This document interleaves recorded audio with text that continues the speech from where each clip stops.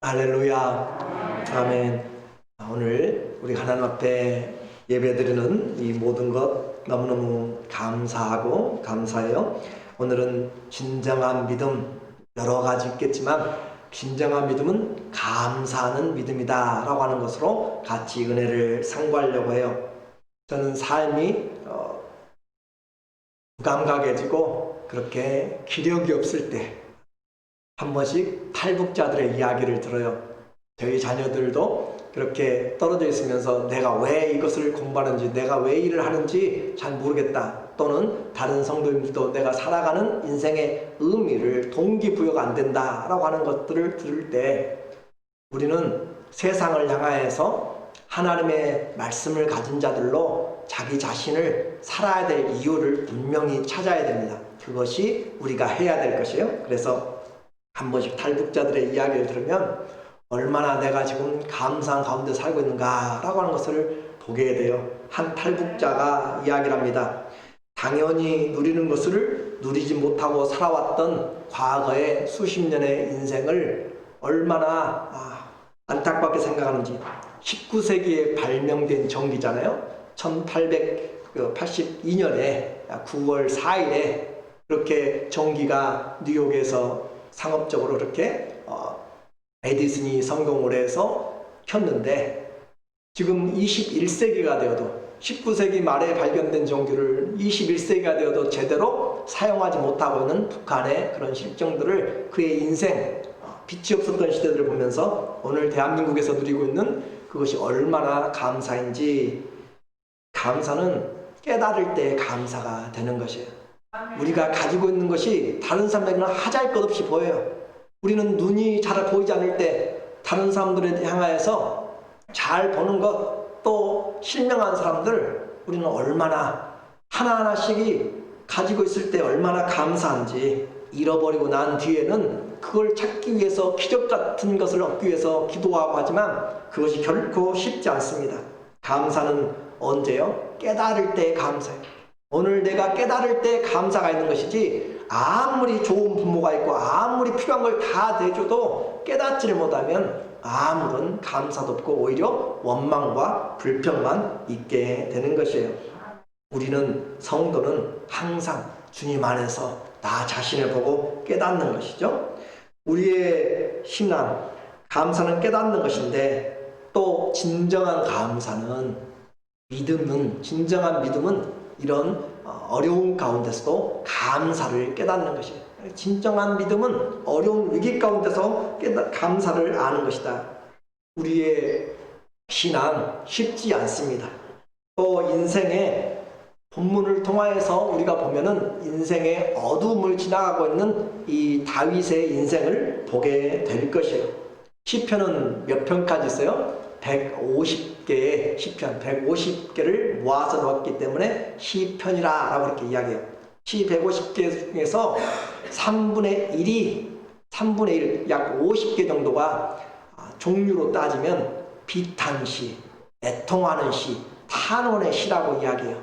그래서 시, 노래 이야기하니까 우리에게 좋은 것들만 그렇게 노래하는 것이 아니라 3분의 1이 탄원하고 애통하는 비탄의 시다라고 하는 거죠. 그래서 우리의 삶의 현장이 어떤 것인지를 생각하게 만드는 것이에요. 물론 이 전체에는 지혜의 시도 있고요, 회개에 대한 시도 있고, 또 전쟁의 승리에 대한 시도 있고, 왕을 기다리는 왕을 향한 그런 메시아적인 그런 시들도 있습니다. 그런데 가장 많은 분량이 바로 탄원의 시다. 인생은 고통이란 것을, 우리는 수고하고 슬픔이란 것을, 그게 인생이란 것을 우리는 알고 있어요. 그런데도요, 성도들에게는 고통으로 또 그 슬픔으로 끝나지 않습니다. 그 고통과 고난은 우리에게 그대로 끝나지 않고 우리로 하여금 열매를 맺어가도록 그렇게 만들어가기 때문에 이 성도들의 비탄시, 이 탄원의 시가 인생의 한탄이나 신세 한탄으로 그렇게 끝나지 않고 그거를 통하여서 후회하지 않는 삶을 살아가도록 그렇게 만들어가는 능력이. 왜냐하면 이 비탄하고 탄원하고 애통하는 그 대상이 사람이 아니라 하나님이기 때문에 그렇습니다. 하나님께 애통하고 하나님께 우리의 소원을, 우리의 답답함을 토로하고 상한 심령, 아픈 마음을 토로하고 대상이 사람이 아니라, 사람은 들어주는 것 같고 들어줄 수도 있지만 어떻게 할 수가 없어요. 그러나 하나님이 그 대상이 되고 하나님을 향하여서 기도할 때 우리는 그 깊은 절망 가운데서도 일어날 수가 있는 것이에요. 왜냐하면 하나님이 나를 도우심으로 내가 다시 새롭게 힘을 얻고, 하나님이 나의 힘이 되심으로 내가 우리 하나님을 사랑하고, 또 하나님이 나의 아버지가 되심으로 내가 감사하고 회복할 수 있단 말이죠. 이 고통 속에서도 있어도 우리에게 약속하신 말씀이 있기 때문에 우리에게는 소망을 품고 다시 주님께 뚜벅뚜벅 일어나서, 의인은 7번 넘어지더라도 8번째 다시 일어나는 것이에요. 믿음은 실패가 아니라 성공입니다. 그러므로 믿음 있는 자들은 뒤로 물러가지 않고 앞을 가고 끝까지 주님과 함께 동행하는 것, 이것이 힘들고 어려운 비탄 가운데 있고 애통하는 가운데 있어도 사람들이 하는 그런 신세 한탄과는 다르다라고 하는 것이죠. 다윗의 위기에서 그가 어떻게 진정한 믿음을 가지고 살았는지 오늘 같이 보면서 우리에게도, 내게도 한번 적용을 해보면 좋겠어요. 그래서 이 위기의 때 어떻게 할 것인가. 고통 없는 인생은 없다고 그랬어요. 수고하고 슬픈 그런 인생인데, 또 이 시편 중에서 150편 중에서 다윗이 쓴 시가 거의 반이에요. 그러니까 이 150편 중에서 정확하게 73편이 다윗이 쓴 것으로 이렇게 표제가 나타나 있고, 그래서 반이, 75가 반이잖아요. 반이 이 다윗이 쓴 건데, 다윗의 인생을 보면 10여 년의 그렇게 유랑기, 또 도망자의 신세잖아요. 그리고 40년의 왕으로의 삶이에요. 그런데 그 유랑기와 왕의 그런 인생에서 그가 이 시편의 반을 쓸 정도로 썼는데 대부분이 비통한 시가 많다라고 하는 것도 우리에게 말해요. 왕으로 40년을 살았으면 화려하고 또 우리가 봤을 때 아름답고 그렇게 성공적으로 보이는 것 같은데, 그의 인생의 뒷면에는 이런 눈물이 있고 이런 아픔들이 있었는데, 사람들과 한 것이 아니라 하나님과 교제하면서 하나님 앞에 죄를 토로하면서 침상을 눈물로 적시면서 하나님 앞에 용서를 구하면서 하나님 앞에 원수들을 향하여서 주님 저들을 용서하지 마시고 주님 저들을 향하여서 나를 올려달라고, 그렇게 주님께서 막힌 문들을 열어달라고 그렇게 기도하고 있는 이 다윗의 인생, 양탄자를 보면, 수를 보면, 수놓은 걸 보면 앞에서는 화려하고 깨끗하잖아요. 그런데 양탄자의 뒷면을 보고 수놓은 그 채의 뒤를 보면은 수많은 보풀하기들의 수술들이 보이는 거죠. 마치 이 시편들을 통하여서 다윗의 인생의 속 생활들, 마음들이 드러나고 있어요. 그래서 이 환난으로 엮여져 있는 인생이란 말이죠. 그 환난으로 엮여져 있는 그 시를 쓰면서 다윗은 이 1절을 시작하면서부터 하나님 앞에 그냥 단도직입적으로 주님 구원해 주세요 라고 그렇게 시작을 하고 있어요. 1절에 보시면은, 오늘 본문 1절에 하나님이여 나를 구원하소서, 물들이 내 영혼까지 흘러 들어왔나이다, 이렇게 기도를 해요. 얼마나 힘들고 어려운 처지인지 입을 열자마자 하나님 앞에 주님 나를 구원해 주세요. 물들이 내 영혼까지 들어왔습니다. 물들이 영혼까지, 이 원어 성경은 네펫이라고 이야기해요. 그래요. 네펫이 우리의 생명입니다. 우리의 생명까지, 목숨까지 들어왔다. 영혼까지. 킹 제임스 버전에서는 soul이라고 이야기했고, 또 ESV 성경에서는 나의 뇌까지, 목까지 찼다라고 그렇게 표현하고 있어요. 물이라고 하는 것은 성경에서 우리에게 큰 위험, 위기를 나타냅니다. 그래서 대표적으로 불 가운데 지나든지 물 가운데 지나든지 이사야 43장에 있는 것처럼 물과 불은 인생이 당하는 그런 큰 환란을 재난을 이야기해요. 그래서 일반적인 이 물이란 것이 일반적인 고난에 비유일 수도 있지만 여기서 실제적으로 당하는 다윗의 어려움일 수도 있습니다. 그러니까 정말 물들이 내 영혼까지 흘러 들어왔어요. 혹시 물에 빠져서 익사 직전까지 가보신 분 있으세요?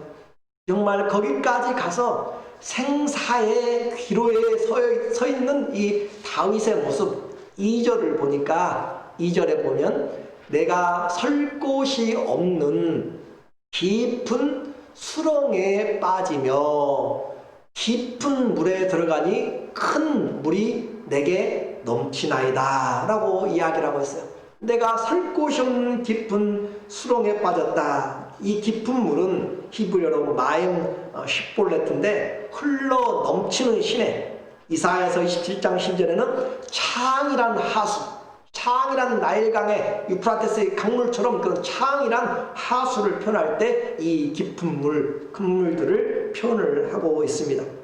물에 빠져 들어가고 있으면서 뭐라도 밟고 서기를 원하고 정말 까치발까지 들고 서가지고 숨을 쉬고 살아남기 위해서 애쓰는 그런 모습인데 문제는 그 밟고 있는 것이 수렁이란 말이죠. 수렁은 힘을 줄 수가 없어요. 제가 어렸을 때 농사를 지면 저희 논 중에 몇 군데가 수렁이 있었어요. 수렁. 그러면은 그곳에 가면은 그냥 가다가 그 무릎은 보통 허리까지 그냥 쭉 들어가는 데들이 있어요. 그래서 빠지면은 혼자 나오지를 못합니다. 그런데 이런 물 밑에도 이와 같은 것이 있다. 그리고 바닥은 수렁인데 그런 물이 있으면 수영하고 나오면 되지 않느냐라고 생각할지 모르지만 그러나 물이 창이라는 가운데 있고 발이 빠진 가운데 있으면 수영을 할 수가 없는 것이에요. 큰 물이 머리 위로 넘실거리는 거예요. 이런 상황은 우리가 유대의 광야를 이해할 때 훨씬 실감이 날 수 있습니다. 유대 지역에는 광야는 비가 잘 안 와요. 그래서 안 오지만 여름철 그런 가뭄의 때 비가 오지 않고 겨울철에는 그냥 난데없이 비가 쏟아져요. 요즘 같으면 일기예보라도 있지만 과거에는 일기예보도 없기 때문에 광야에 겨울철에 난데없이 비가 쏟아지면 장대비 같은 폭우가 되게 되고 그러면서 없던 곳에 강물이 생겨요. 강물이. 그것을 와디라고 이야기합니다. 없는 곳에 강물이 생겨서 그렇게 흘러가면서 메마른 땅이 삽시간에 휩쓸고 지나가고 그 흘러내리면서 진흙덩이가 떨어지고 폭포나 또 물 아래는 진흙으로 인해서 수렁이 생기는 것이 그런 광야의 와디의 모습이죠.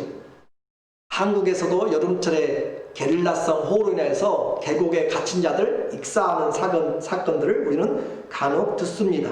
그런 것처럼 이 유대 광야에서 다윗이 유랑기에 또 이런 어려움을 당할 수 있어요. 인생의 고난 중에 당하는 모습으로 실제적인 위기를 지금 이야기를 하고 있어요. 목숨이 경각에 달렸을 때 아무것도 중요하잖아요. 살아야 되는 것이에요. 메시지 성경에서는 이 절을 익사 직전이라고 표현하고 있습니다. 익사 직전이라고. 우리는 마태복음 7장 27절에서 산상수훈을 끝내면서 예수님께서 지혜로운 자와 어리석은 자를 이야기하면서 반석 위에 지은 자와 모래 위에 터를 세운 자에게 비가 나고 창수가 나고 또 바람이 불 때 부딪힘이 심함으로 무너짐이 심함으로 다 휩쓸려 지나간다라고 그렇게 이야기하잖아요. 그 비가 내리고 창수가 나고 이 창수가 바로 큰 물이에요. 그걸 와디에 표현한 것입니다. 갑자기 쏟아지는 물에 보통 때는 그냥 가볍게 지어놔도 문제가 없어요. 그런데 이렇게 쏟아지는 창수로 쏟아질 때 그렇게 위기가 되는 것입니다. 이런 상황은 내 힘으로는 살아날 수가 없어요. 그래서 이 고난의 절박함에 어떻게 해요?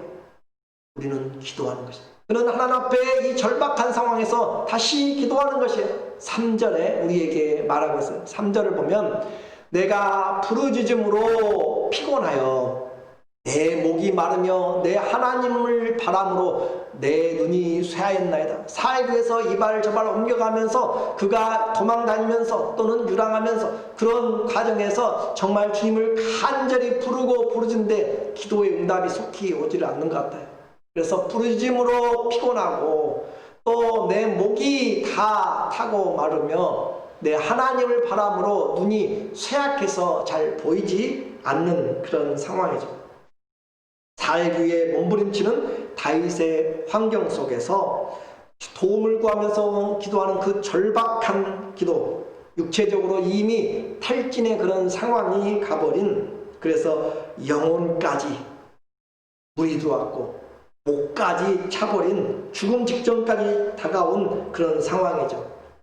이것이 홍수든지 그의 인생의 절박한 위기든지 확실한 것은 우리는 그가 지금 위경 가운데 와 있다라고 하는 거죠. 14절과 15절에 이야기를 하고 있어요. 나는 나를 수렁에서 건지사 빠지지 말게 하시고 나를 미워하는 자에게서와 깊은 물에서 건지소서. 큰 물이 나를 엄몰하거나 기품이 나를 삼키지 못하게 하시며 웅덩이로 내 위에 그 입을 닫지 못하게 하소서. 깊은 수렁으로 빠지고 덮여져 버리면 그냥 끝장이 나는 것이에요. 반란의 한 가운데 있음을 정말 반복하여서 말을 하고 있는 것입니다. 이 큰 위기, 우리 중에도 이런 생사의 위기를 지나본 사람이 있을 수도 있고 또 지금 비슷한 상황을 지내고 있는, 꼭 이와 같진 않더라도 이런 환경에서 지금 어려운 시기에 이런 어려움을 당하고 있는, 위기에 당하고 있는 분들도 계실지 몰라요. 이러할 때 우리는 어떻게 해야 되냐 이 말이에요. 이렇게 힘들고 어려울 때 우리는 참된 믿음은 위기 때에도 동일하게 하나님을 향하여서 일어나는 것이에요. 아니 오히려 더 구원의 하나님을 찾는 것이 진정한 믿음입니다. 하나님 우리에게 은혜를 주시도록, 위기의 때는 낙심하고 두려워하고 포기하는 것이 아니라 하나님을 향해서 정말 간절히 기도하고 주의 얼굴을 구하고 찾는 것이에요. 그것이 우리가 해야 될 것이에요. 하나님의 얼굴을 구하는 것, 그래야 살기 때문에 17절에 우리에게 말해요. 17절에 보면 시작. 주의 얼굴을 주의 종에게서 숨기지 마소서. 내가 환난 중에 있사오니 속히 내게 응답하소서. 주님, 내 얼굴을 가리지 말도록, 주님이 내 앞에서 얼굴을 가리지 말고 종에게서 숨기지 말도록 내가 환난 중에 있사오니 속히 내게 응답하소서. 그래요. 기도는 성도들에게 생명줄입니다. 기도는 성도들에게 가장 중요한 목숨이 달려있는 그것이 바로 기도에 달려있어요. 오늘 우리에게 하나님 앞에 기도는 결단코 포기해서는 안 되는 것이에요. 위경에 처하고 사람들이 낙심하고 모든 것이 다 무너져 내릴 때도 우리는 기도하는 것입니다. 예수님께서도 마지막까지 다 이루었다 하실 때까지 십자가에 달리셨으면서까지 기도하셨잖아요. 우리에게 하나님 앞에 살아갈 때, 우리의 위기의 때도 성도들은 기도하는 것이, 기도가 멈추면 우리의 삶이 끝나는 것입니다. 성도들에게 있어서 기도가 멈춰버리면 신앙이 끝나는 것입니다. 그래서 기도는 호흡이다라고 이야기하는 것은 바로 우리의 신앙이 힘들 때도 있고 감사할 때도 있고 여러 상황이 있어도 우리가 하나님 앞에 기도를 멈춰버리면 우리 신앙의 생명의 능력이 끊어져 간다는 것이죠. 그러므로 오늘 이 다윗이 힘들고 어려운 가운데서 기도는 성도의 뭐라고요? 생명줄이다. 기도는 생명줄이기 때문에 마지막 순간까지 우리는 힘들 때 다른 것은 기억하지 못할지라도 기도해야 된다는 것은 우리는 기억을 해야 됩니다. 한 탈북자 부부가 북한에서 도망오면서 힘들고 어렵게 중국과 라오스와 태국을 거쳐서 왔어요. 그리고 꿈에도 그리던 한국의 국적을 가지고 여권을 받았어요. 그리고 이게 중국을 처음으로 비행기를 타고 여행을 가는데 설마 내가 괜찮을까 걱정도 하면서도 그러나 이제 여권을 가지고 있기 때문에 공항 검색대를 지나고 또 이제 호텔을 잡고 시장에를 한번 나가봤어요. 그런데 지하철을 타고 가는데 지하철에서 내려서 나오는 데서 공안이 신분증을 검사해요. 줄줄이 사람들 서가지고 신분증을 검사하는데 이 남편이 그 공안을 보면서 몸을 사시나무 떨듯이 떨고 있어요. 식은땀이 쭉 나면서 이거 걸리면 어떻게 되지 하고 모든 것이 그냥 다 생각이 멈춰버릴 때 와이프가 옆에서 이야기합니다. 여보, 우리에게는 대한민국 여권이 있어요. 대한민국 여권이 있어요. 하면서 그렇게 앞에 줄을 서 있는 사람 따라서 가서 중국 사람일지라도 다 신분증 확인하고 얼굴을 보고 그러는데 한국에 패스포드를 내니까 만져보지도 않고 코리아 고고 하면서 지나가더라고. 그렇게 했다고 할 때 자기가 그렇게 인터넷 유튜브에서 하는 말이에요. 얼마나 이 여권의 힘이 감사한지, 얼마나 대한민국 시민이라는 것이 감사한지. 그런데 그런 감사한 것을 어떻게 해요? 두려움이 삼켜버리잖아요. 두려움이 삼켜버릴 때는 자기 신분을 잊어버리는 것이에요. 오늘 우리는 힘들고 어려울 때에도, 위기에 쌓였을 때도 우리는 하나님의 사랑받는 자녀입니다. 어떤 환경에서 우리는 하나님의 자녀이기 때문에 주님의 자녀들이 부르짖을 때 주님 응답하시고 합력하여서 선을 이루어 주시고, 우리는 하나님을 믿기 때문에 어떤 사망과 우리에게 쏘는 그런 천사들과 각종 어떤 위험에도 하나님 앞에서 우리는 강하고 담대하고 주님 앞에 살아갈 수 있는 그런 은혜가 있어요. 그 중심에 바로 기도가 우리에게 있습니다. 기도는 어떻게 보면 이런 위기에 있는 인생에게 하나님 앞에 올바른 목적을 찾게 만들고 올바른 삶을 찾아가도록 그렇게 교통정리를 하는 그런 하나님의 손길이고 또 헤어나가는 그런 하나님의 능력입니다. 그 중심에 바로 이 감사의 기도가 있다라고 하는 거죠. 그렇기 때문에 우리의 기도는 다른 사람을 듣게 하기 위한 그런 미사 여구도 아니고 주님을 향한 신뢰이고 관계입니다. 기도는 내 있는 처지에서 하나님 앞에 간절히 기도하는 것입니다. 오늘 본문 말씀 29절에 기도하는 다윗의 모습을 보세요. 오직 나는 가난하고 슬프오니 하나님이여 주의 구원으로 나를 높이소서. 그래요, 나는 가난하고 나는 슬퍼요. 그 상황, 하나님, 나는 실직할 수도 있고요, 나는 아플 수도 있고요, 나는 배신당할 수도 있고요, 나는 잃어버린 것들도 있고요, 나는 여러 가지의 상황이 있을 수 있어요. 있는 그대로 상한 심령, 애통하는 마음에서 주님의 도움을 구하는 것, 이 얼마나 감사해요. 하나님 앞에 포장할 필요 없어요. 세상 사람들한테는 자존심을 세워야 되고, 세상 사람들한테는 심지어 가족 안에서도 자기의 뭘 지켜야 될 수 있어요. 그렇죠? 체면을 지켜야 될 수 있고, 그에게 아빠로서의 또 남편으로서의 아내로서의 그런 위치를 지켜서 말을 조심해야 되지만, 하나님 앞에서는 그렇지 않잖아요. 하나님 앞에서는 주님, 내가 지금 이렇게 힘들어요. 하나님 아버지, 내가 지금 이런 상황에 처해 있어요. 부도 직전이에요. 그렇게 말할 수 있는 거잖아요. 그래서 우리의 마음을 그대로 토로하면서 하나님 앞에 기도하는 것. 성전에 올라와서 기도하는 바리새인처럼 자기 만족의 기도가 아니에요. 세리처럼 자기 자신의 그런 회개하는 신령. 기도는 나만의 기도가 아니라 믿음 있는 사람의 기도는 하나님을 향한 그런 고백이 기도로 나타나는 것입니다. 하나님, 나는 이렇게 처했지만 우리 하나님은 어떤 분이신지 알기 때문에 기도하잖아요. 그래서 기도는 나의 형편도 털어놓고 기도하지만 그 기도 안에는 그것으로 끝나지 않고 하나님이 어떤 분인가에 대해서 우리가 기도함으로 그분의 도우심을 얻는 것이고 그분의 은혜를 입는 것이에요. 그래서 하나님께 대한 그런 고백하는, 우리가 믿는 하나님에 대한 신앙의 고백, 오늘 다윗은 어떻게 고백하는가요? 30절과 31절에 보면은 내가 노래로 하나님의 이름을 찬송하며 감사함으로 하나님을 광대하시다 하리니, 그래요. 다윗이 처한 것은 위기입니다. 정말 힘들고 어려운 가운데 있는데 그가 나의 형편만 내세우는 것이 아니라 그 형편을 뛰어넘는 우리 하나님이 계세요. 이 코로나의 상황을 뛰어넘는 하나님 계시고 이 죽음을 뛰어넘는 하나님이 계시고 우리의 모든 형편을 뛰어넘는 하나님이 계시기 때문에 그는 하나님의 이름을 찬송하며 감사로 하나님을 광대하시다 하리니. 위기의 때 하나님을 높여드릴 수 있는 믿음이 있습니까?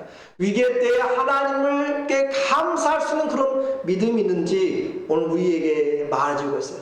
이렇게 하나님을 올바로 합당하게 예배드리는 것, 그것이 하나님께 얼마나 기쁨이 되는지. 천지가 무너져도 하나님이 계시면 길이 있는 것이에요. 그렇죠?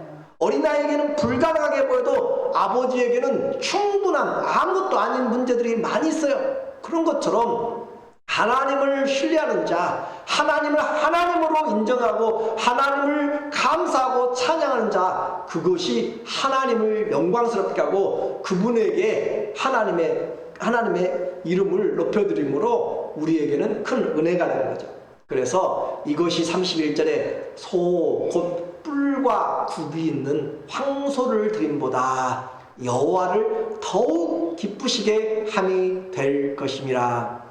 우리의 돈이 없어서 가진 것이 없어서 하나님 앞에 못 든다고요? 아니요. 우리는 하나님 앞에 어떤 물질보다 어떤 보이는 것보다 더 하나님을 영화롭게 할 수 있고 더 기쁘시게 할 수 있어요. 우리는 그렇다고 해서 우리에게 이런 예물 드림이 불필요하다, 그것이 아니라 그것도 마음이 가는 거잖아요. 물질 있는 곳에 마음이 있어요. 그러니까 이것보다는 하나님께 있기 때문에 속까지 드리잖아요. 그런데도 내 마음에 하나님이 어떤 분이신가, 그것을 내가 정확하게 보지 않고 한다면 그것은 온전한 재물이 되지 못한단 말이에요. 그러므로 오늘 더 중요한 것은 뭐예요? 더 주님이 요구하시는 것은 너의 마음이 누구에게 있느냐, 너는 나를 어떻게 아느냐라고 이야기하고 있어요. 오늘 형편이 어려워요. 그래요. 저도 오늘 11시에 이 주지사가 어떤 그 발표를 할지 모르겠어요. 그런데 우리에게는 하나님이 위기 가운데서도 그 모든 환경보다 뛰어나신 주님이 계시기 때문에 우리는 감사할 수 있고 기도할 수 있고 하나님 앞에 믿음을 가지고 어떤 상황에서도 만족할 줄 알고 범사에 감사할 줄 아는 것이에요. 하나님을 삶의 중심으로 맞추는 것. 예배는 우리가 잃어버렸던 것, 우리가 놓쳐버렸던 것, 기억하지 못했던 것들을 우리에게 하나님께로 말씀 중심으로 다시 회복시키는 것이 예배입니다. 하나님 앞에 삶을 올바로 회복시키는 것. 사람들 좋아요, 가족들 좋고 친구들 좋고 세상의 물질들 다 좋지만 우리는 그것을 쫓아가는 것이 아니라 주님을 쫓아가는 것이죠. 그러므로 힘들고 어려워도 내 삶의 방향이 바르다면 우리는 소망 가운데 있는 것이고 올바른 삶을 살아가고 있는 것이에요. 우리 모두가 힘들고 어렵지만 살아있음에 지금은 감사했어요. 살아있음으로 감사했던 것. 히스기야가 죽을 병에서 그렇게 기도해요. 이사야서 38장 19절과 20절에 보면 오직 산자 곧 산자는 오늘날 내가 하는 것 같이 주께 감사하며 주의 신실을 아버지가 그 자녀에게 알게 하리이다. 그래요. 산자, 살아있어요. 하나님 앞에 죽어서 주님 앞에 섰을 때는 찬양을 다 해요. 어떤 상황, 주님, 모든 무릎이 다 주님께 꿇기 때문에 다 찬양할 수 있어요. 그런데 힘들고 어려운 상황에서, 삶의 질곡 가운데서, 기쁜 수렁 가운데서도 내 믿음이 변찮느냐. 그 어려운 풀무불 가운데 던져졌던 다니엘의 세 친구들처럼 그리 아니할지라도 주님을 믿느냐라고 하는 것이, 그것을 언제 할 수 있어요? 살았을 때, 내가 생명 있을 때 하나님에 대한 고백을 바로 할 수 있는 것이. 그래서 산자가 하나님께 감사할 수 있기 때문에 오늘 내가 호흡이 있으면 하나님께 감사할 수 있는 충분한 이유가 있습니다. 여호와께서 나를 구원하시리니, 나를 구원하기 전이에요.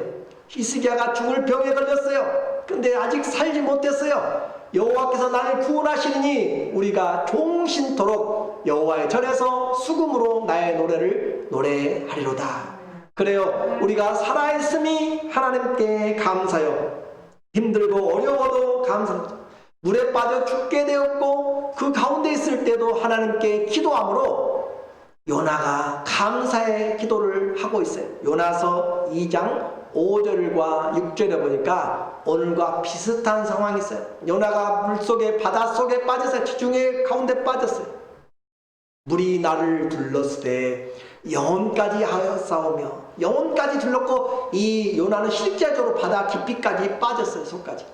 기품이 나를 에웠고 바다풀이 내 머리를 쌌나이다. 밑으로 가라앉아 익사된 그런 상황이다. 물에 빠졌어요. 내가 산의 뿌리까지 내려갔사오며 풍랑이 일었기 때문에 수영할 수 없는 상황이죠. 땅이 그 빗장으로 나를 오랫도록 막았사오나 나의 하나님 여호와여 주께서 내 생명을 구덩이에서 건지셨나이다. 2장 1절 시작하면서 요나가 하나님께 기도하여 시작합니다. 하나님 앞에 기도하였더니 주님이 건져내셨어요. 그랬더니 9절에 나는 감사하는 목소리로 주께 제사를 드리며 감사가 예배입니다. 감사가 하나님 앞에 드릴 예배 나의 소원을 주께 갚겠나이다. 구원은 여호와께로서 말미암나이다 하니라. 그래 우리의 구원은 다른 것들이 아니에요. 하나님이 우리의 구원이시고 그 구원의 시작이 하나님 앞에 기도하는 것이고 우리는 주님 앞에 감사로 기도하는 것이고 하나님 앞에 죽음을 앞두고도 하나님 앞에 어려움을 앞두고도 기도하고 감사할 수 있는 것 그것이 진정한 믿음입니다. 다니엘서 6장 10절에 보면 다니엘이 예루살렘을 향하여서 하나님을 향해서 기도하면 죽게 되는 그런 법이 내려졌어요.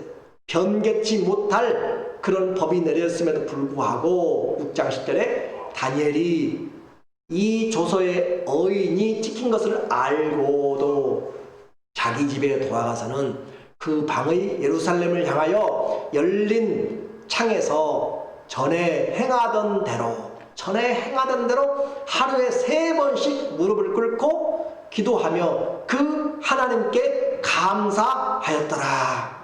그가 뭘 잘못해서 지금 목숨을 끊으려고 해요? 잘못한 것이 없어요. 그럼에도 불구하고 원수들은 그를 죽이려고 해요. 그리고 그 어인 찍힌 법을 알면서도 하나님께 하던 것처럼 나중에요.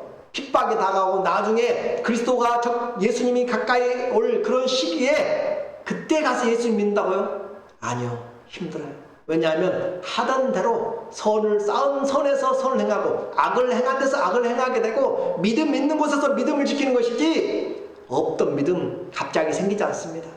이 다니엘이 평상시 기도하지 않다가 죽음의 어인을 보고 기도하겠어요? 그렇잖아요. 평상시 하던 대로 행하던 대로 감사도 행하던 대로 하는 것이지 우리는 그래서 하나하나씩 믿음을 키워나가는 것이고 오늘도 예배드리는 이유가 우리의 삶을 주님 앞에 다시 목적을 맞추는 것이고 주님 우리의 잃어버렸던 믿음, 잃어버렸던 기도, 잃어버렸던 감사를 다시 회복하는 것이에요. 그 하나님께 감사하였더라. 하나님께 감사할 수 있는 것이 얼마나 커요. 내가 기쁨이 있는데 큰 기쁨인데 가족이 없어요. 나눌 사람이 없어요. 하나님께 감사할 수 있는 것 얼마나 놀랍고 놀라운지. 그래서 시편은 50편 14절에 감사로 하나님께 제사를 드리면 감사 자체가 예배라니까요. 하나님께 무엇을 들고 나갈까요? 하나님께 찬송과 감사를 들고 나가면 주님이 기뻐 받으신다고 그랬잖아요. 지극히 높으신 자에게 내 소원을 갚으며 환난 날에 나를 부르라 내가 너를 건지리니. 그 연결되어 있어요. 14절과 15절은 연결되어 있어요. 그냥 14절만 딱 15절만 띄워놓고 환난 날에 나를 부르라 내가 너를 건지리니 네가 나를 영화롭게 하리라 그 말이 아니고 14절에 감사로 하나님께 제사를 드리고 지극히 높으신 자에게 소원을 갚는 자가 환난 날에 만나서 하나님을 부르짖을 때 우리를 구원해 주신다. 23절에 감사로 예배드리는 자, 감사가 있는 신령. 오늘 우리 예배 드릴 때요, 우리의 상한 마음, 아픈 마음도 가지고 나오세요. 그런데 하나님 때문에 감사함을 가지고 예배 드리세요. 감사함을 가지고 말씀을 들으세요. 감사함으로 예배 드리는 자가 나를 영화롭게 하나니, 그 행위를 옳게 하는 자에게 내가 하나님의 구원을 보이리라. 내 인생의 위기에 믿음이 있습니까? 또 그 진정한 믿음은 기도함으로 나타나는 것이에요. 오늘 말씀을 이제 맺습니다. 최후의 승리를 우리에게 주님이 예비하십니다. 성도의 기도는 허공에 흩어지는 그런 공허한 소리가 아니에요. 이방인들이 빌고 중언부언하는 그런 기도가 아니라면, 살아계신 하나님의 자녀들이 기도하는 것이죠. 또 반드시 응답하겠다는 약속을 받고 기도하는 것이에요. 우리 성경을 보세요. 33절과 34절의 성경을 보면, 여호와는 궁핍한 자를 들으시며 자기를 인하여 수금된 자를 갇힌 자를 멸시치 아니하시나니, 천지가 그를 찬송할 것이요 바다와 그 중에 모든 동물도 그러할지로다. 오늘 우리에게 온 세상이 주의 돌보심의 은혜 가운데 있음을 말합니다. 감사하는 자가 승리하는 자예요. 감사하는 자가 승리해요. 남아공의 넬슨 만델라고 하는 그런 사람을 여러분이 아세요?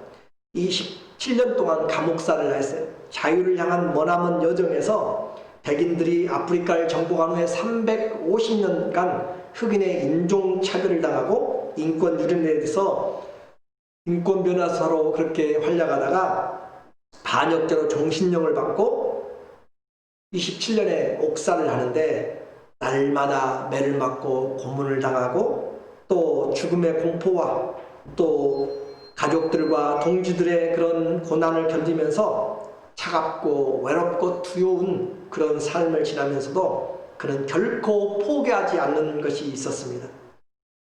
하나님이 승리를 주실 것이다 라고 생각하면서 그가 고백한 내용이에요.